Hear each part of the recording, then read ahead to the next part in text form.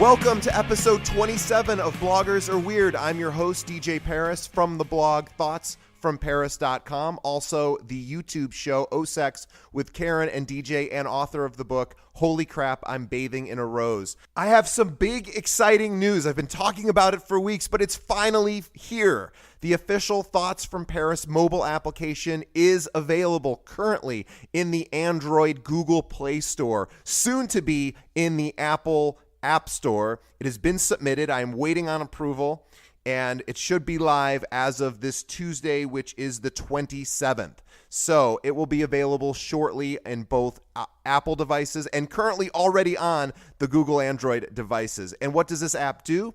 It aggregates all of the different content that I have out there, including my blog, this podcast, which you can listen to natively right inside the app, my YouTube videos, including my O-Sex shows with Karen, as well as my Twitter feed, my Facebook feed.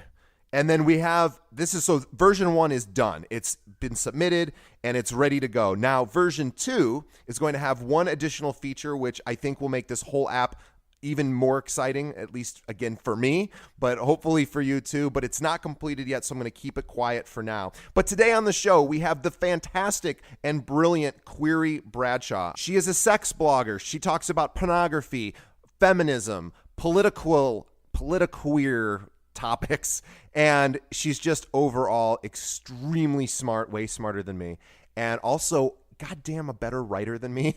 So go grab a mug full of mead. See, I was at the Renaissance Fair today, and, they drink that mead. I think it's just beer. I don't know. Anyway, grab a mug full of mead or whatever your drug of choice is. Sadly, mine tonight is Domino's Pizza. I'm not ashamed. Actually, I'm very ashamed. But anyway, sit back, relax, and enjoy.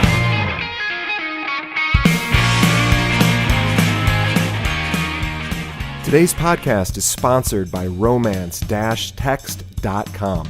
Looking to reignite the passion in your relationship? You have to check out romance-text.com. This is how to use text messages to bring back the passion and reignite the spark you once had. Now, if you're thinking this sounds cheesy, or maybe it's just learning how to send dirty text messages, it's actually not. This program by relationship expert Michael Fiore has been featured in over 200 television and radio shows. This program has a money-back guarantee, is normally $97, but listeners of Bloggers Are Weird get a special price of only $47 for the entire program. By purchasing the program, you help support this show. Visit romance-text.com and get the passion back. So tell me about your podcast. About my podcast, so my podcast is started at BlogHer, and I just wanted to have conversations about sex, and I found a lot of podcasts about sex, but I wasn't having any luck finding somebody who was having the conversations I wanted to have. So I was just like, F it. I'm going to start recording conversations between my friends and I. And that's how my podcast got started. And actually, my first episode isn't even out yet. I'm waiting on my friend to make me a cool intro song, because I believe in a good intro song. And so once that intro song's there, I will have my first 4 ready to go, and I'm really excited about it. Yeah, the intro songs is so important. It took me a long time to find mine, and I knew you couldn't just take somebody's song. You had to get some sort of permission, and I ended up buying my song, and it was expensive. It was like $40 just to buy the song for a 3-minute song, but it was absolutely worth it. It's become, like a signature piece of the show. So that's awesome. Find a good piece of music for sure. And then I do a YouTube show, and we just literally stole one of the songs from The Cure and used that, which we're not supposed to do. How do you sleep at night? Robert Smith haunts my dreams. 2 fluffy pillows and Robert Smith next to your side. That's right. That sounds like the most depressing scene ever. I don't know. We could make it kinky.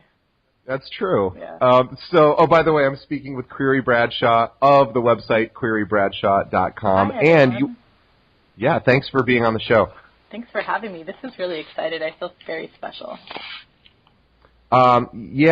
I guess so. No, I'm kidding. You're actually somebody I really respect. Thank you. I saw you speak at Blog Her, so I was very excited. Yeah, should we talk about what happened when I spoke at Blog Yeah. Oh, yeah. Let's do that before we get to your piece. That would be funny. I didn't even think about that. So I was on my way from the airport with 2 other bloggers, and we were talking about Twitter and whether or not it is good practice to send an automatic DM when someone follows you on Twitter.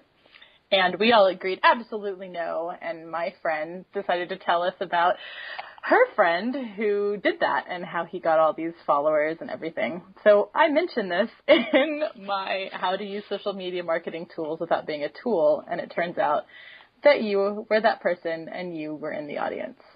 I was so, well, part of me was proud to be mentioned in somebody's speech, and then the other part of me was horribly ashamed, even though I knew nobody knew it was me.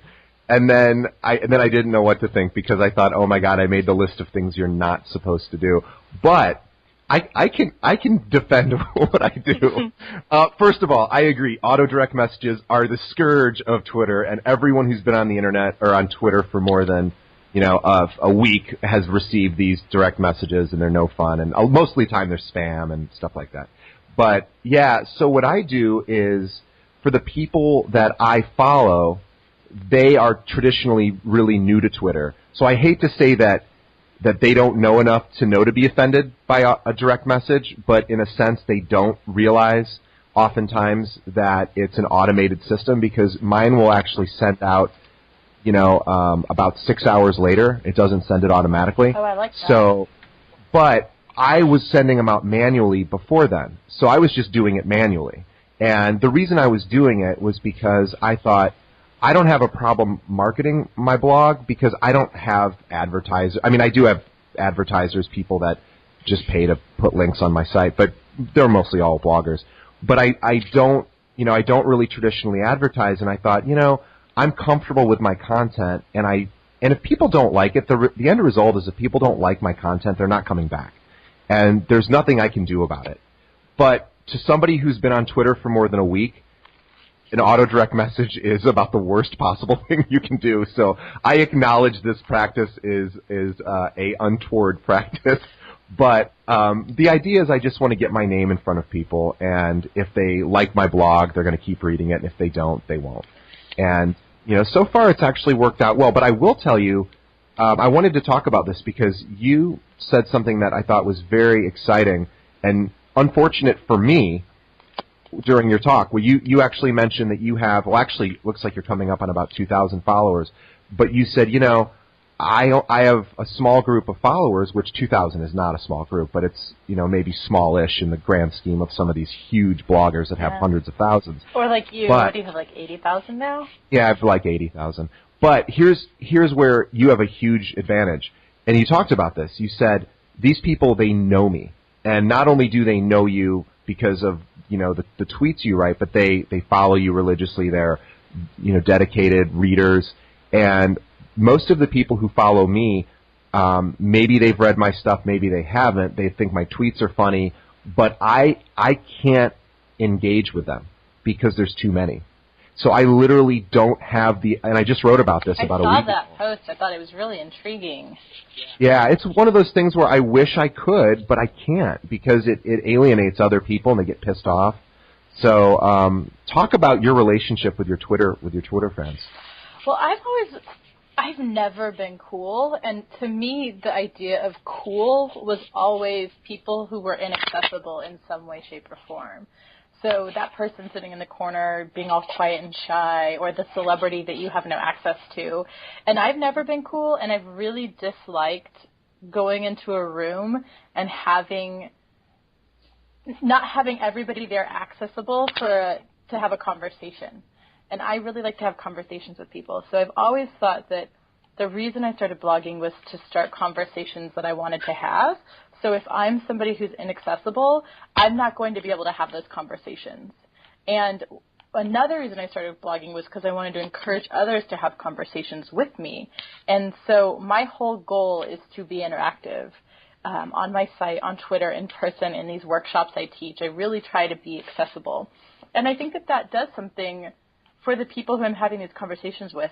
not that somebody who's inaccessible can't have solid conversations, and not that every conversation I have is going to change somebody's life in some way, but I want to be someone that people feel like they can reach out to, and I can't always talk back to them. I can't always give them the time that I would love to be able to give them, but I say after, when I do workshops, I make sure to take a point at night before I go to bed to respond to people's tweets, and I think that makes it so, I'm not sure, maybe when I have 80,000 followers, I'm not going to be able to do that, but I like that I have that accessibility now, because they teach me as much as I teach them, and I'm learning.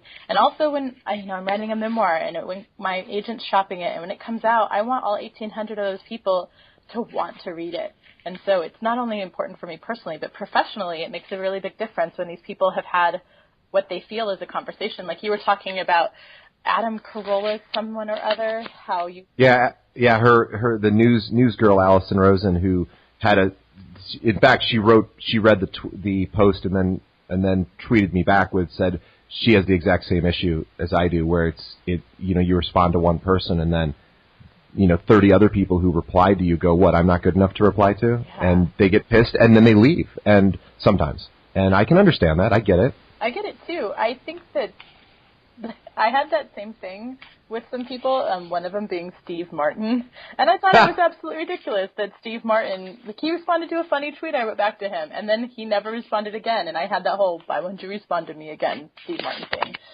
And he's Steve Martin. Like, of course he's not going to respond to me. But I think that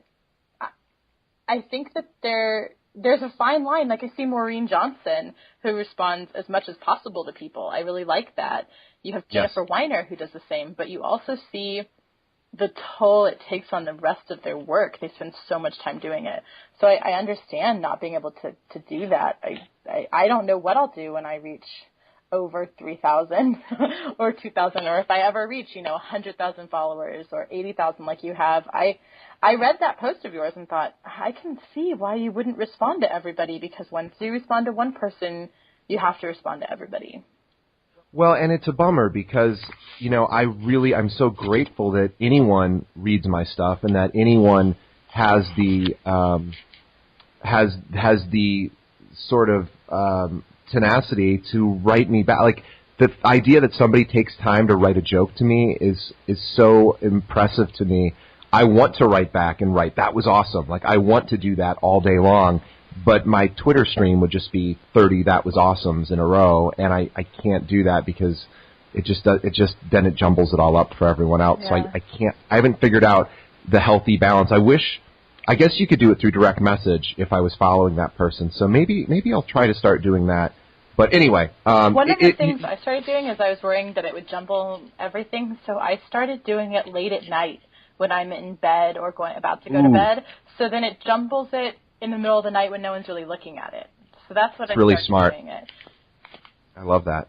Well, you have something you're going to read for us. I do have something I'm going to read for you guys. Go right ahead. I'm just warning you all, I'm a sex blogger, so this is going to get a little sexual. So this is, my site, QueerieBradshaw.com, is actually down currently, getting some work, so I decided to read something from the column that I have called Lascivious. It's about the law and sex, and it's for Vice magazine on Vice.com. So this is my introduction column from them, and so I thought that would be a really good way to introduce you all to me. Sounds great. Drinking some water. This is called Lascivious, Let Me Entertain You. Quote, I'm sitting in a coffee shop laughing out loud, thinking of accidentally, non-consensually sticking my finger in someone's butt, end quote. Mona texts me as we discuss what I should write about for this introductory column. Mona is a fellow blogger, a dominatrix by day and mom by night, which means she deals with bodily excretions more than anyone else I know. Mona is hot, a total MILF, with tits that go on forever. I'd let her accidentally stick her finger in my butt any day. A week ago, Mona and I were at Disneyland, walking through the toy store, trying to find something for each of us to take back to our prospective dungeons, preferably something that would leave a mark on our victims. Mona found a couple bracelets that could work as cock rings, and I found a white Mickey Mouse glove on a stick that lights up when you hit it against something, or in my case, someone. After that, we ate lobster nachos and drank expensive booze. That's how we roll. Before Disneyland, the last time Mona and I saw each other, she was in her fancy dungeon humiliating a powerful businessman. He drank her piss while handcuffed and then paid me money for having to watch. That is also how we roll. How a farmer's daughter raised by Republicans ended up being paid to watch someone drink piss, I'm not sure.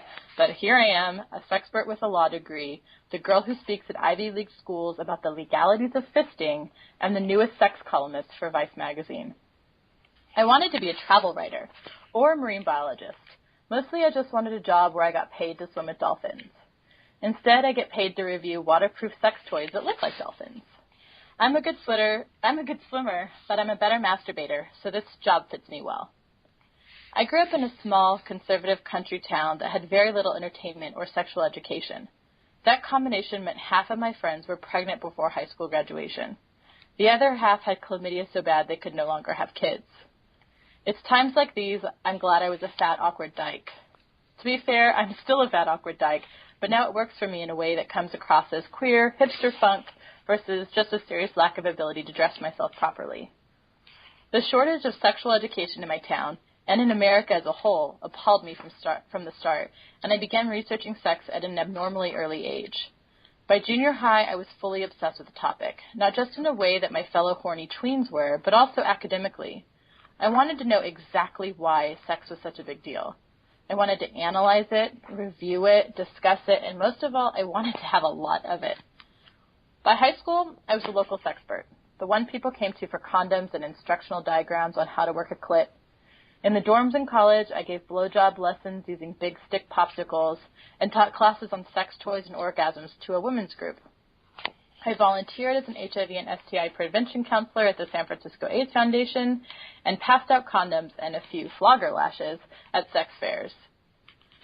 There was a moment during my first year of law school that I thought I might make a living doing something not related to sex. That moment flittered away with my 30-page final paper on fisting and obscenity laws. The one thing learning about sex has taught me is that I will never fully know everything about it. Sex is personal. It's subjective. It changes drastically from one body to the next, from 1 minute to the next. Sex is fluid, and therefore you can never fully grasp it. But I keep trying. I keep learning and exploring. And that's what this column is about, sharing my sexual explorations. This is not the first time I've done this sort of thing. I expose myself for a living, at conferences and colleges, on my website, and all over Twitter. The intimate details most people keep to themselves for a reason, I share. And that's how Vice found me. Spread eagle for the whole internet to see. Quote, would you be interested in a column for Vice on queer sex and porn? End quote, Kelly McClure wrote me.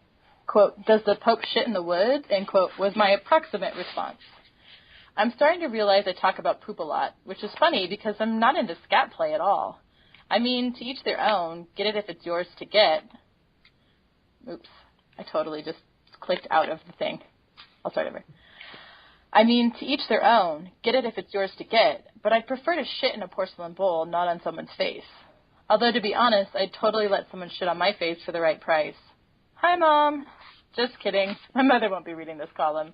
My family quit reading my work years ago.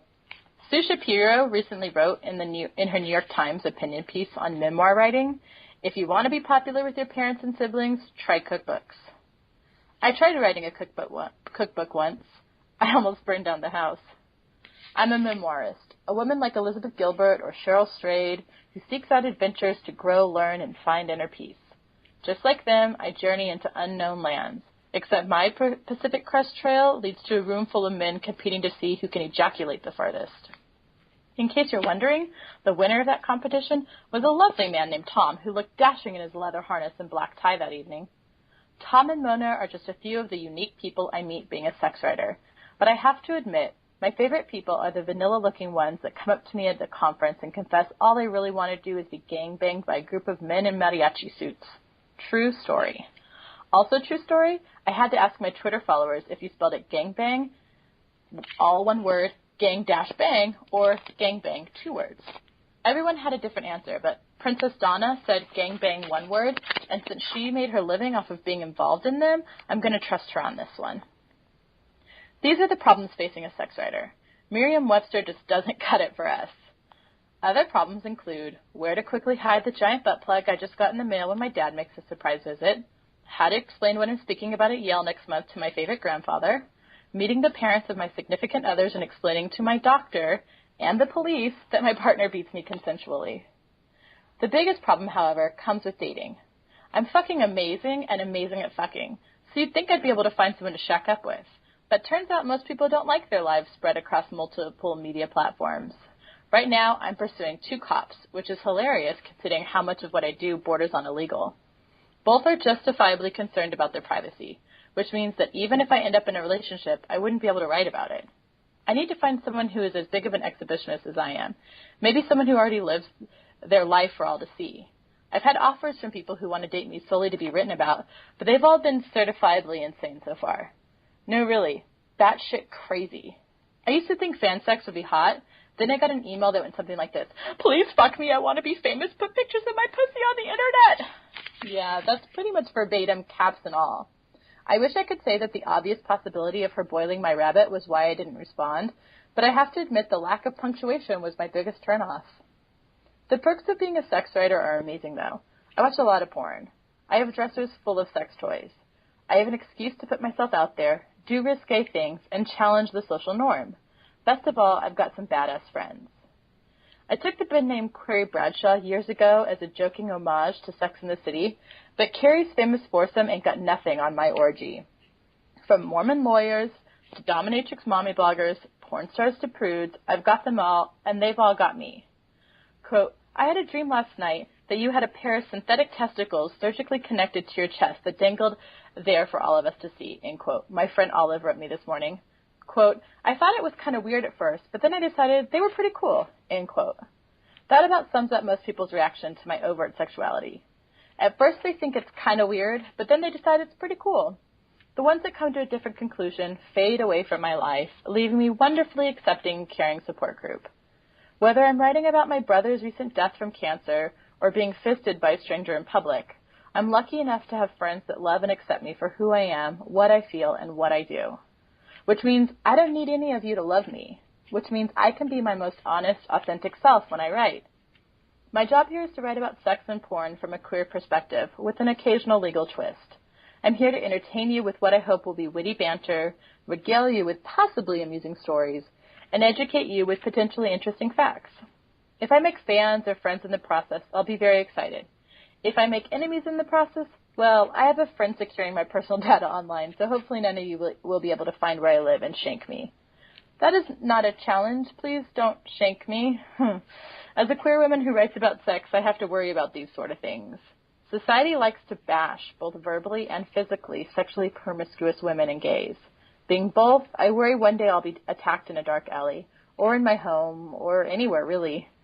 One of the reasons I talk so openly and candidly about sex is the hope that we can normalize the act and make it less acceptable to judge, insult, and attack people based on their sex, sexuality, or gender. But until that day comes, I'll keep up with the self-defense classes. I've only gotten to... I'm sorry, go ahead. I've only gotten to use my fancy fighting skills once in real life, which was plenty. Usually I'm pretty good at diffusing a situation with words. You know, being a writer and all. Intelligent banter has saved me on a continual basis throughout my life. Intelligent banter is why I've been successful as a sex writer. Intelligent banter is the reason I have such a diverse group of friends and fans.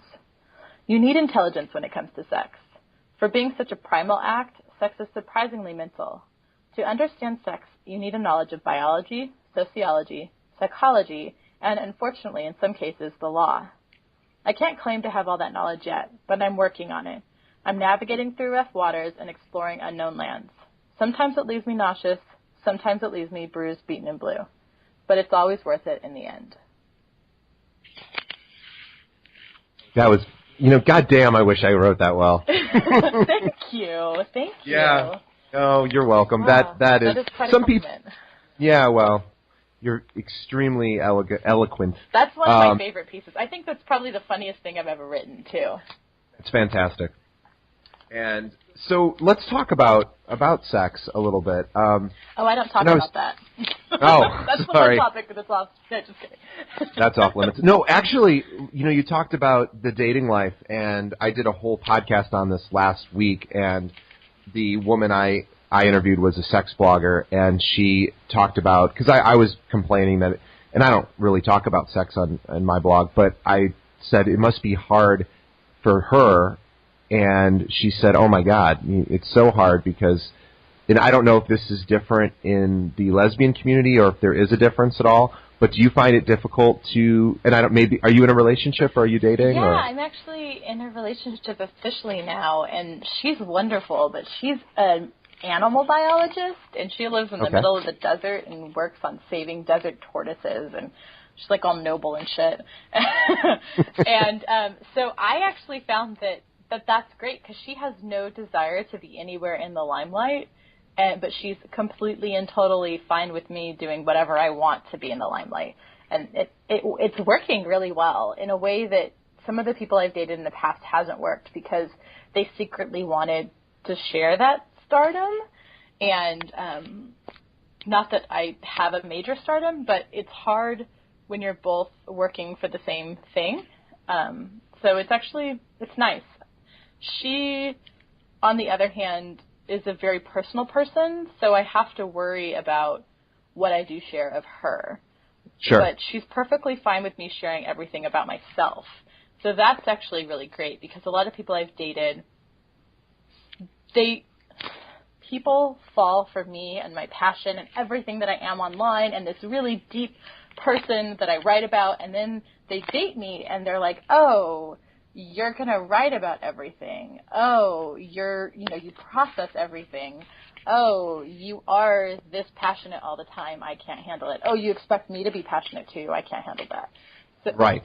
So I actually find that it's not the sex writer part that's hard as much as just the writer part that's hard, and the person that lives life through the lens of somebody who's trying to understand it so much.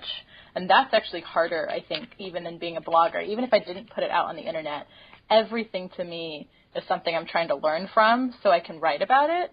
And I write about it because I've learned from it. And I actually think that's harder than the I'm living out online part. Yeah, no, I think you're absolutely right. And when I've been dating a couple times, women have said, and it's not because they think I'm some big deal, which I'm not, but they'll say, well, it's kind of intimidating. You know, I've read some of your stuff and it feels, and I don't even know what that means because I just write. And I've never dated another writer, so maybe that's the thing. But yeah, it is, dating's weird when you have your life out there. I think that everybody I date is really worried that I'm going to write a scathing article with their name and address when we break up. That's exactly right. Every time they bring that up, they're like, I don't want you to write about me. I'm like, go and read everything I've written. When did I really bash anybody?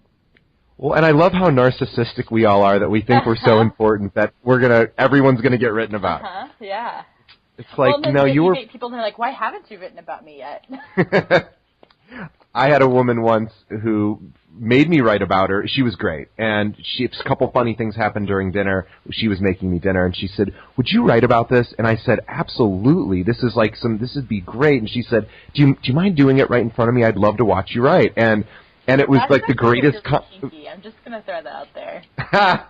It was very, very cute, and it was a nice bonding experience that we had, even though it was sort of self-serving to me.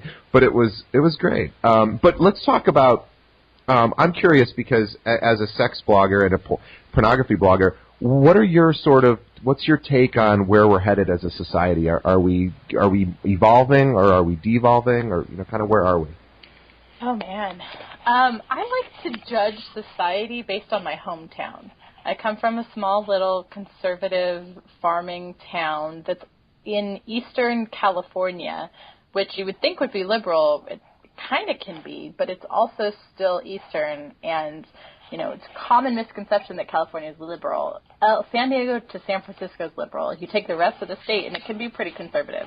So our biggest event every year is a hometown rodeo, if that gives you the kind of town that I grew up in.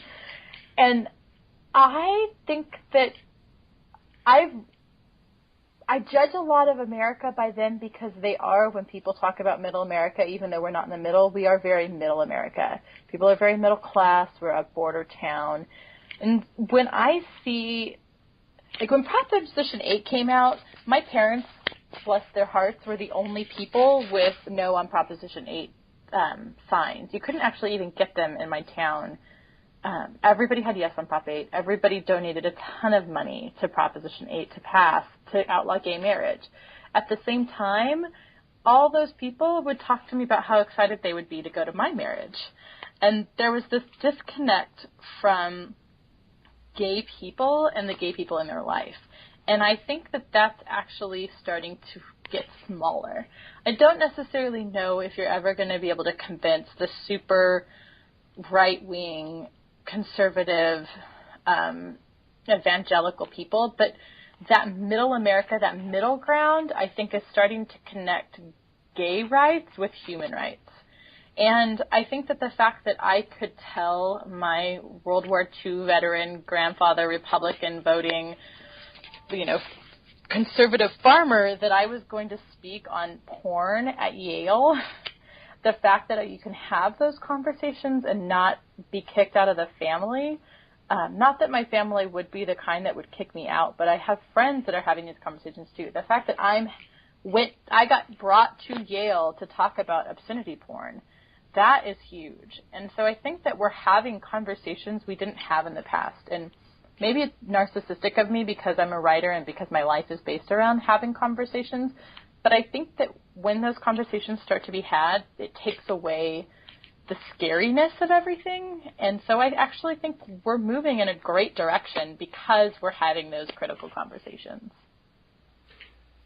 Yeah, that's interesting. I only know the heterosexual community sort of exclusively, although, obviously there's people in my life that are homosexual or lesbian, but I don't really have any super close friends, unfortunately, that are have that sexual preference. But what are you seeing as far as, do you feel that gay men are becoming more accepted than gay women, or you think it's about the same, or is there a difference there? It's always funny because you always have the who's more attacked, who has more privilege conversation when you get together with a bunch of activists that are trying to change the world and everyone's pointing each other's privilege out. I think that growing up an effeminate male in high school is still really, really fucking hard. And it will always be hard, but then it also comes, when you grow up, it comes with male privilege, and you're probably going to get paid more. Lesbians, 2 women are paid less than a heterosexual couple or a gay male couple, by statistically speaking. So we're still making less, even though we're not having children. And so you see these differences in... Hey, it's DJ, and we're going to go ahead and end the podcast right here. Why? Because my goddamn software glitched right in the middle of our conversation. I didn't know this at the time, and we ended up continuing talking for about 35 additional minutes, and it was so good. So I am going to have to plead and beg Queerie to do another show with me, and I hope to God she will, because what she had to say about everything, we talked about gay rights, we talked about pornography, and she speaks at Ivy League schools. She has a lot to say, and I missed it all. So I am so apologetic to you guys, the fans, as well as her fans and her personally, but it's just one of those things that happen. So we are going to get part 2 together, and I have to now try to grovel at her feet to see if she has time to do another 30 minutes or so. But we will get it done. I will get part 2 out to you, but I wanted to at least get this part out so you could see what a great writer she is and start to get a feel for what she was talking about. And I'm so proud to have her on the show. So please stay tuned. Hopefully next week we'll have part 2. Thank you.